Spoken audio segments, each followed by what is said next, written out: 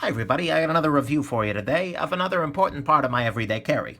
And that's this guy here, my watch. The Citizen CA0020, CA0020-56E. I know it's got a really catchy name, but it's not all marketing, people, let me assure you. I really like this watch, and I'd like to talk a little bit about why. I used to wear an old Casio Pathfinder kind of thing for a long time. Needed a new battery every year, or maybe two. And, it was okay. And then I got the smartwatch bug, so I tried a Pebble Steel, and then I tried the Apple Watch, and they were good at getting you notifications more quickly, but who am I kidding? I don't need notifications more quickly. And frankly, the Apple Watch never delivered on a lot of its promises. So it was slow, a lot of the software, third-party stuff didn't work at all, and it was way too limited because it's by Apple. So I decided, and the biggest disadvantage of the smartwatch world is you charge it every damn night. So it's off your wrist every night, and you're trying to figure out, if I'm traveling, I need to bring my charger. It's a whole affair. Versus this watch is kind of the antithesis of that, because it doesn't do notifications. It doesn't try and do a whole lot else but tell the time, date, and have a stopwatch.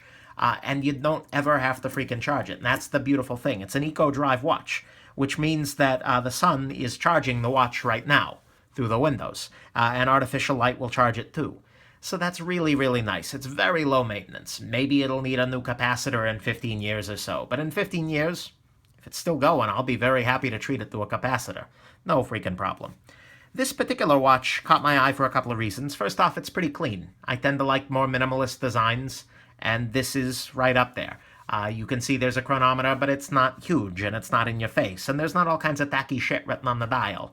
So it's not giving me, Boston and London, New York City, and all those kinds of different time zone markings. I don't need to know what time it is in Abu Dhabi. Come on. So, it doesn't have all that shit on there, which is nice. Pardon me. It's titanium, and I love me some titanium. It's a very lightweight metal, and because of that, this is a very lightweight watch.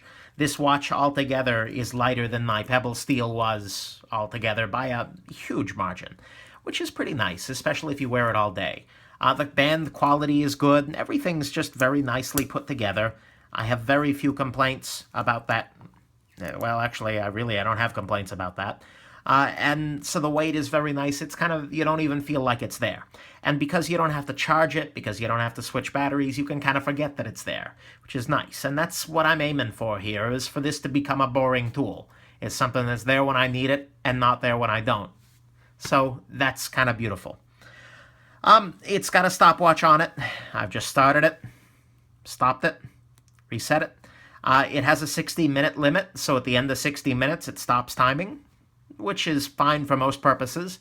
But if you're timing a talk or something, you better make sure your talks are under an hour. Whatever. It's got a second hand here.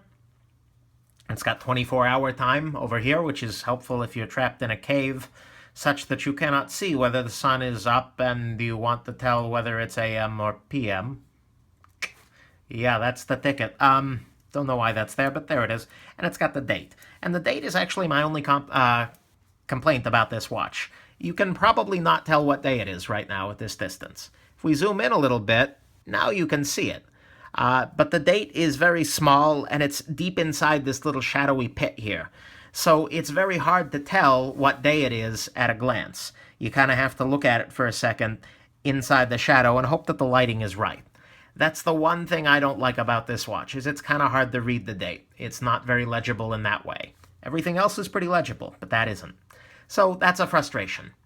But, such is life. That's a compromise. And if you look at Citizen's lineup, there's not a whole lot of other watches that have a black face in the background there, or gray, that are lightweight, titanium, that have sapphire crystal, which means that it's going to scratch less. And so I think that this is one of the best options outside of some of the ones in Japan only. And unfortunately, I don't speak Japanese, and I'm not rich, so I can't get those. But anyways, so this is my watch. I really like it a lot, and if you're thinking of getting one, pick it up, just so long as you don't use the date that often, because that can be a little hard to pick up at a glance. I hope this has been helpful for you, and thank you very much, and have yourself a wonderful rest of your day. Bye now.